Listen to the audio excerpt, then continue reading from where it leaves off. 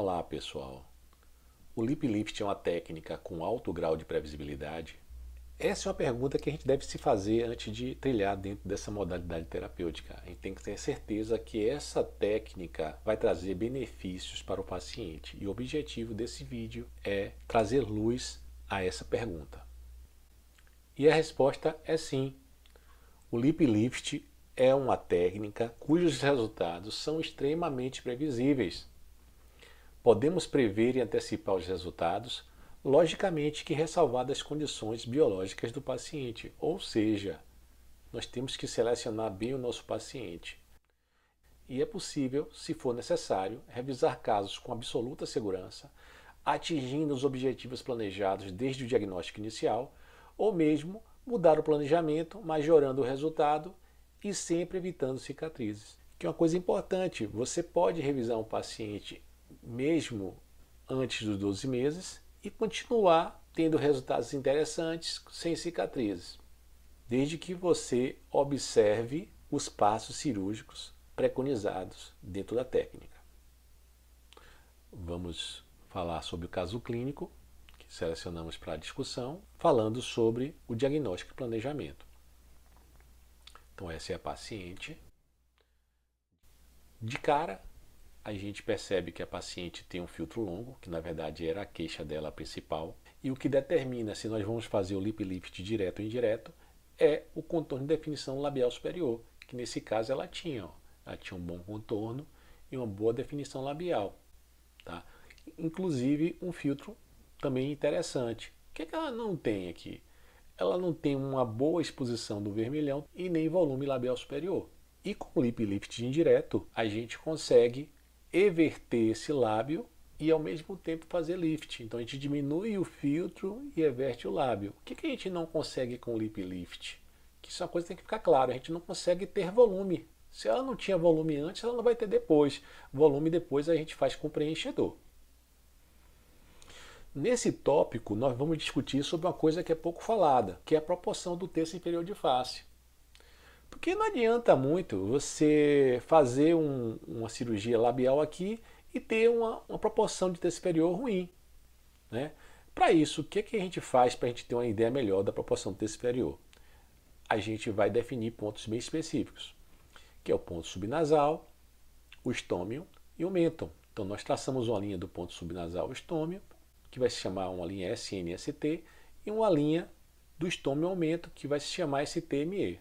Isso aí não vai nos ajudar a quantificar a excisão, mas isso vai nos ajudar a corrigir essas proporções ou antes do lip lift ou depois do lip lift. Eu acho que proporções de tecidos duros é interessante a gente pensar antes do lip lift, porque você já corrige a proporção do terço inferior e depois você faz o lip lift e ele vai ficar mais adequado. Nesse caso em particular, a proporção ali do ponto subnasal ao ponto estômio, ele estava dentro do que se espera de proporção de terço inferior. Se você pegar essa linha amarela e colocar na linha azul, ela não chega na metade, pouco mais de um terço, e isso aqui é o interessante. Então, ela não precisava mexer em partes de tecido duro, na proporção do terço superior de face. Na verdade, a gente tem a proporção do terço inferior como uma referência para terço inferior. Para diagnóstico e planejamento do lip lift, a gente tem que ver a relação dentro labial. Embora tenha colocado aqui a proporção do terço inferior, não é ele que determina a quantidade de excisão, nem tampouco a altura do filtro. E o que nos guia sobre a quantidade de excisão no lip lift? Na verdade, o que nos guia é a quantidade desejada de exposição dos incisivos superiores. Então, a gente já pode perceber que o diagnóstico e planejamento é dentro labial.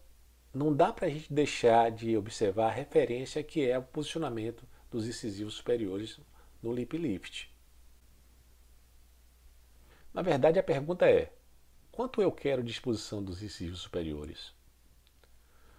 Para isso existe uma tabela, onde a gente tem que observar algumas particularidades. A quantidade de excisão é a quantidade de lift labial mais 2 milímetros. Então, assim, se eu quero que o lábio suba 1 milímetro, eu tenho que tirar 3 de incisão. Se eu quero que o lábio suba 2 milímetros, eu tenho que fazer 4 milímetros de incisão. Se eu quero 3 milímetros de lift, eu tenho que tirar 5. Se eu quero 4, eu tenho que tirar 6. Se eu quero 5, eu tenho que tirar 7. Se eu quero 7, eu tenho que tirar 9. Se eu quero 9, eu tenho que tirar 11. Certo? Mas tem um limite, claro. A gente não vai discutir esse limite nesse vídeo. Mas na verdade, com o tempo, a gente foi vendo que tirar 2 milímetros era muito pouco para se manter um resultado a longo prazo. E com nossa vivência e casuística nessa área de atuação, a gente foi vendo que se a gente tirasse 1 milímetro a mais, manteria um resultado por mais tempo. Porque a gente tem que levar em consideração que o envelhecimento vai continuar acontecendo e o filtro vai continuar alongando. Então a gente tem preferido fazer da seguinte forma: a quantidade de excisão é a quantidade de lift labial mais 3 milímetros. Então a gente acrescentou 1 milímetro no final e isso tem sido bom para os nossos casos. Então quando você quer 1 milímetro de lift, você tira 4 em vez de 3. Né? Se você quer 2, você tira 5. Se você quer 3, tira 6. Se você quer 4, tira 7.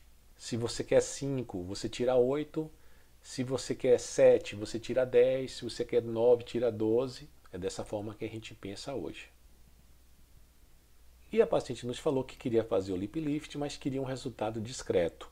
Mesmo a gente tendo falado que o processo de envelhecimento continua e que o filtro continua a alongar durante os anos seguintes. Então a gente sempre pensa em tirar um pouquinho mais para manter o resultado, mas ela foi taxativa com relação ao tipo de resultado que ela queria. Então a gente foi e pensou em remover 3 milímetros de faixa de filtro e chegou nesse resultado. Melhorou? Sim, melhorou. Mas ela meio que ficou arrependida de ter feito menos lift do que a gente havia colocado para ela. E nos perguntou se a gente poderia fazer essa revisão do lip lift. E a gente comentou com ela que a partir dos 6 meses a gente podia fazer. Dessa vez a gente removeu 5 milímetros da altura do filtro, chegando nesse resultado. E se a gente colocar uma foto abaixo da outra, não parece que é a mesma pessoa. A proporção obtida na última cirurgia me parece mais adequada para ela, deixou ela mais jovem. E colocando a foto inicial, a foto do resultado da primeira cirurgia e a foto do resultado da segunda cirurgia, a gente percebe que lip lift é uma técnica com alto grau de previsibilidade. Porque a gente consegue determinar com quase absoluta certeza a quantidade de tecido que a gente precisa remover para ter determinado resultado. E isso é muito importante para aqueles que vão começar a trilhar dentro dessa modalidade terapêutica. É a certeza que, seguindo passos específicos, chegaremos num determinado resultado. E vamos às considerações finais, que a gente precisa consolidar as informações desse vídeo. Realmente o lip lift é uma técnica extremamente previsível, a gente consegue determinar e quantificar a quantidade de lift para chegar em determinado resultado, isso é muito importante.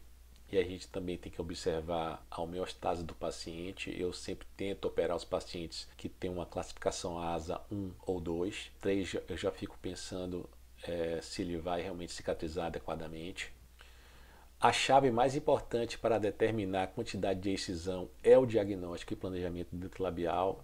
Isso aí eu não tenho dúvida nenhuma. Peço que meus alunos sigam esse planejamento para chegar nos resultados que nós chegamos. E nós conseguimos, seguindo os passos estabelecidos, manejar tecido mole de forma a evitar cicatriz, mesmo em revisões com intervalo de tempo menor que 12 meses. É isso aí, pessoal. Espero ter trazido luz a alguns questionamentos que sempre me fazem. O objetivo desse curso é exatamente ir aos poucos esvaziando as dúvidas que normalmente as pessoas têm quando começam a praticar essa modalidade terapêutica.